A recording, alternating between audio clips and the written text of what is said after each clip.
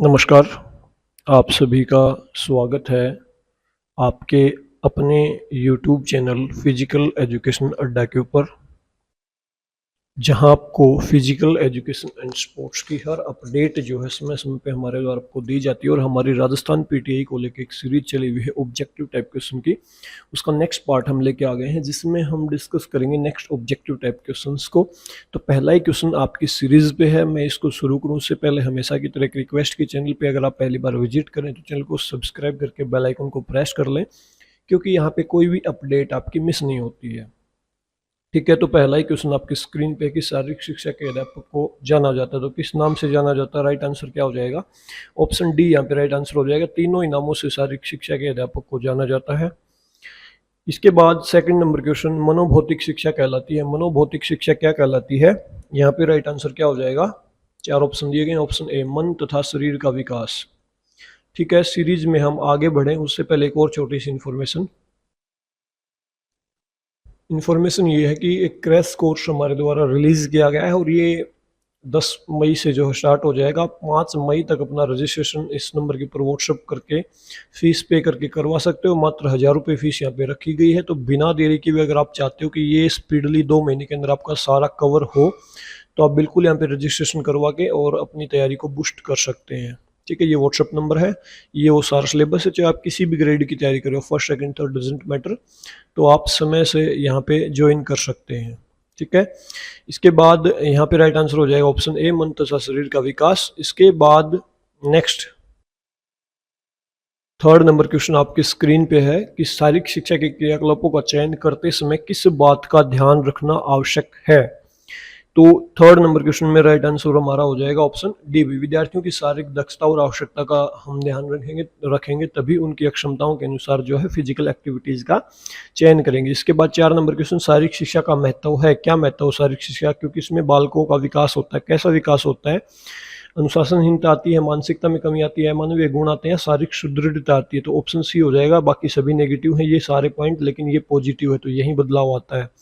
इसके बाद निम्नलिखित में से शारीरिक शिक्षा के कार्य क्षेत्र की गतिविधियां हैं।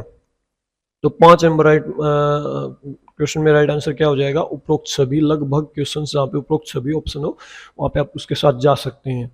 इसके बाद 6 नंबर क्वेश्चन, शारीरिक शिक्षा का कार्य क्षेत्र निम्न में से कौन सा है? तो कौन सा है? स्वच्छता कार्यक्रम, शिविर, अंतरसदनीय प्रतियोगिता, इंडोर कंपटीशन होगा ये। तो 6 नंबर क्वेश्चन में राइट आंसर क्या हो जाएगा? उपरोक्त सभी, ऑल ऑफ द अबव। इसके बाद शारीरिक शिक्षा कार्यक्रम का पहलू निम्न में से कौन सा है? तो स्वास्थ्य गतिविधियां, मेल मिलाप कार्यक्रम, फिटनेस कार्यक्रम, सभी। तो 7 नंबर क्वेश्चन में राइट आंसर क्या हो जाएगा? फिर से ऑल ऑफ दीज। इसके बाद शारीरिक शिक्षा शिक्षा की बालक के लिए आवश्यकता क्यों है? क्यों है? शारीरिक वृद्धि और विकास, मानसिक विकास, या न्यूरोपेसिव विकास, या ऑल ऑफ दी अबव। तो ऑल ऑफ दी अबव यहाँ पे राइट आंसर हो जाएगा। इसके बाद शारीरिक शिक्षा की महत्वता है, क्योंकि क्यों महत्व है? खाली समय का सदुपयोग, राष्ट्रीय एकता की भावना का निर्माण, आदर्श नागरिकता के गुणों का विकास, या ऑल ऑफ दीज। तो यहाँ पे भी right answer all of these हो जाएगा। इसके बाद निम्न में से कौन सी शारीरिक शिक्षा की भ्रांति है? सबसे बड़ी भ्रांति क्या है? खाली समय का सदुपयोग है, या सर्वांगीण विकास सदुपयोग है, या बालकों में अनुशासन का निर्माण है, या फिर यह केवल शारीरिक विकास करता है? तो सबसे बड़ी भ्रांति यही है कि यह केवल शारीरिक विकास करता है। इसके अलावा भी ये बहुत सारे विकास करता है, मेंटल, इमोशनल, सोशल, समय का सदुपयोग हो गए, ये सारे भी।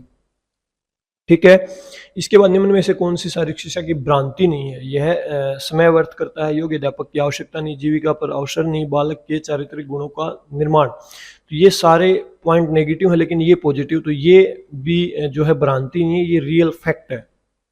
11 नंबर क्वेश्चन। ठीक है, इसके बाद है शारीरिक शिक्षा के सिद्धांत पहली बार किसके द्वारा निर्धारित किए गए थे? तो फिजिकल एजुकेशन के प्रिंसिपल पहली बार किसके द्वारा निर्धारित किए गए थे? गैलन के द्वारा। गैलन वो व्यक्ति था जिसने फिजिकल एक्टिविटी का कुछ बेनिफिट या उसके कुछ प्रिंसिपल बताए थे कि ऐसे करेंगे तो इसका कुछ बेनिफिट होगा। इसके बाद 13 नंबर क्वेश्चन, शरीर को मजबूत बनाना निम्न में से किसका प्रमुख उद्देश्य है? तो यहाँ पे राइट आंसर क्या हो जाएगा? ऑप्शन डी, शारीरिक प्रशिक्षण। इसके बाद 40 नंबर क्वेश्चन, शारीरिक गतिविधियां प्रमुख रूप से होती हैं, कैसी होती हैं? सामाजिक गुण, मनोवैज्ञानिक प्रवृत्ति, जैविक आवश्यकता, दार्शनिक आधार। तो किस आधार पे होती हैं शारीरिक गतिविधियां? तो यहाँ पे राइट आंसर हो जाएगा जैविक आवश्यकता। बेसिक जो हमारी प्राथमिक नीड होती है उसके आधार पे हम फिजिकल एक्टिविटीज करते हैं। इसके बाद शारीरिक शिक्षा का क्रियात्मक रूप है, अभ्यास, ऑक्सीकृत क्रियाएं, मनोरंजन या क्रीड़ा। तो 15 नंबर क्वेश्चन में राइट आंसर क्या हो जाएगा? Recreation. Most important question exam में आने वाला। इसके बाद 16 नंबर क्वेश्चन, शारीरिक शिक्षा एक शिक्षण प्रक्रिया जो कि आधारित होती है, किसके ऊपर आधारित होती है? शारीरिक क्रियाकलाप, मानसिक क्रियाकलाप, सामाजिक क्रियाकलाप, उपरोक्त सभी। तो यहाँ पे भी all of these answer right होगा, जहाँ पे लगभग आपको ये दिखे तो ऑल ऑफ दीज के साथ आप जा सकते हैं। इसके बाद 17 नंबर क्वेश्चन, निम्न में से शारीरिक शिक्षा की भ्रांति के रूप में नहीं है? धन का दुरुपयोग, कठिन विषयों में अंतराल, मांसपेशी गतिविधि, शारीरिक शिक्षक की विशिष्ट शैक्षणिक योग्यता।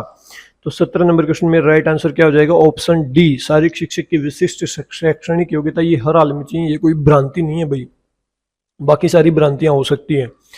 इसके बाद आत्मरक्षक क्रियाओं के अंतर्गत निम्न में से नहीं आता, कौन सा नहीं आता? दौड़ना, मल्लयुद्ध, मुक्केबाजी, जूडो। तो यहाँ पे राइट आंसर हो जाएगा दौड़ना।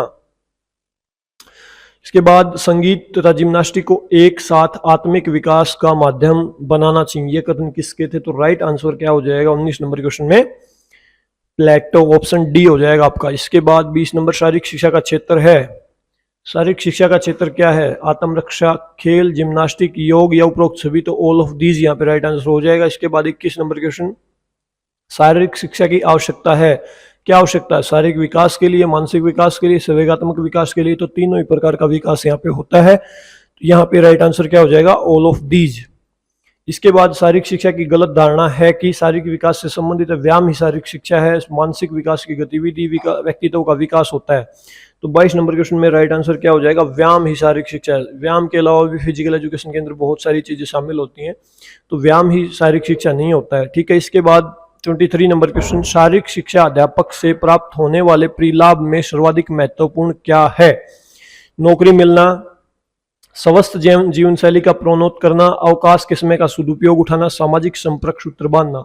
तो सबसे महत्वपूर्ण क्या है 23 नंबर में? स्वस्थ जीवन शैली को प्रोन्नत करना। इसके बाद 24 नंबर, शारीरिक शिक्षा का चरित्र बहुआयामी है, इसकी विषय वस्तु कहां किससे ली गई है? तो राइट आंसर क्या हो जाएगा? व्यवहार विज्ञान, जीव विज्ञान, चिकित्सा विज्ञान या ऑल ऑफ दीज। तो 24 में आपका right answer all of these हो जाएगा सभी से। ओवरऑल कंक्लूजन हमारा निकल के आता है। 25 नंबर, शारीरिक शिक्षा का आधार किससे मजबूत होता है? तो वैज्ञानिक कारक, दार्शनिक धारणा, शारीरिक संस्कृति, सांस्कृतिक धरोहर। तो 25 नंबर में राइट आंसर हो जाएगा वैज्ञानिक कारक, साइंटिफिक प्रिंसिपल्स की वजह से जो है शारीरिक शिक्षा का आधार स्ट्रॉन्ग होता है। 26 नंबर क्वेश्चन, व्यक्ति के व्यक्तित्व के संपूर्ण विकास में सम्मिलित है। तो 26 नंबर में हमारा राइट आंसर फिर से आप देखोगे तो शारीरिक तथा मानसिक विकास, सामाजिक एवं भावनात्मक विकास, नैतिक तथा आत्मिक विकास या उक्त सभी। तो राइट आंसर क्या हो जाएगा आपका? All of these. इसके बाद एक बालक का संपूर्ण विकास शारीरिक शिक्षा में है। एक योजना है, एक नीति है, एक लक्ष्य है या एक उपलब्धि है। तो 27 में राइट आंसर हो जाएगा ये एक लक्ष्य होता है भाई फिजिकल एजुकेशन का। इसके बाद हम चलते हैं नेक्स्ट क्वेश्चन के ऊपर। नेक्स्ट क्वेश्चन आपके स्क्रीन पे है।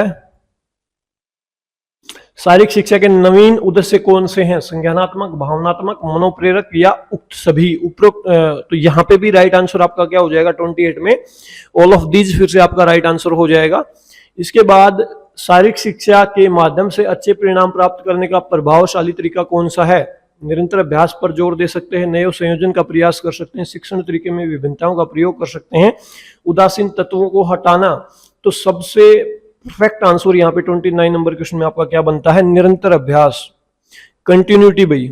ये प्रिंसिपल भी होता है ना स्पोर्ट्स ट्रेनिंग का। इसके बाद 30 नंबर, शारीरिक शिक्षा प्रत्येक नागरिक का मूल अधिकार है। ये किससे संबंधित है? ये किससे संबंधित है ये बात? तो यहाँ पे राइट आंसर आपका क्या हो जाएगा? ऑप्शन डी भाई, यूनेस्को से रिलेटेड है ये बात की फिजिकल एक्टिविटी हर किसी का मूलभूत फंडामेंटल राइट है।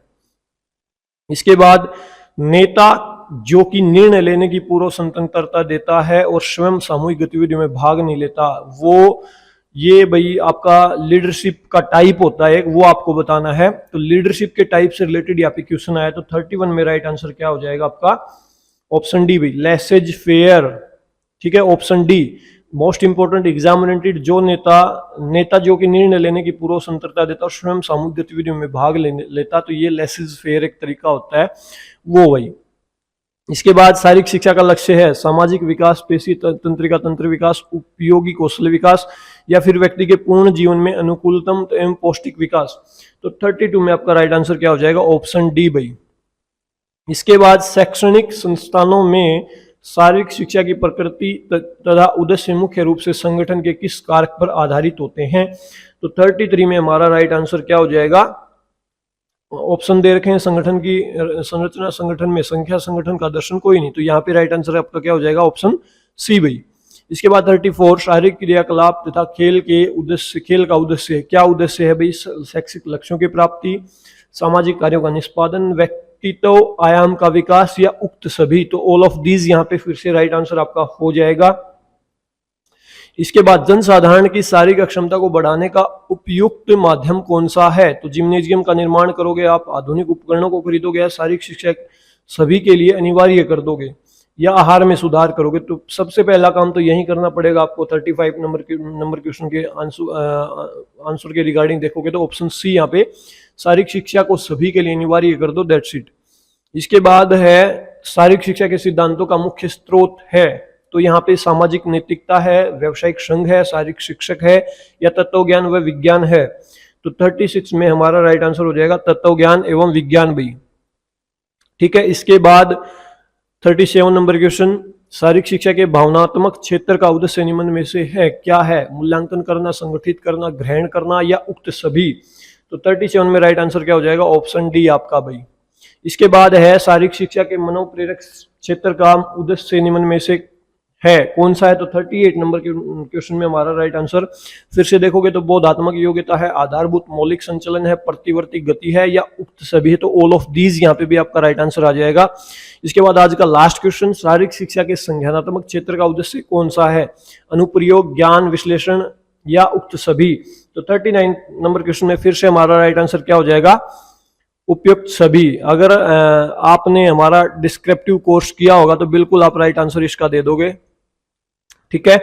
और आज का लास्ट क्वेश्चन, आज 39 क्वेश्चन थे और आज की वीडियो यहीं तक। वीडियो को आपने लास्ट तक देखा, इसके लिए आप सभी का बहुत बहुत धन्यवाद। और ऑलरेडी मैं आपको ये बता चुका हूं, अगर इसको आप ज्वाइन करना चाहते तो 5 तारीख से पहले अपना रजिस्ट्रेशन करवा सकते हैं फर्स्ट बैच के लिए, आगे की फिर देखेंगे।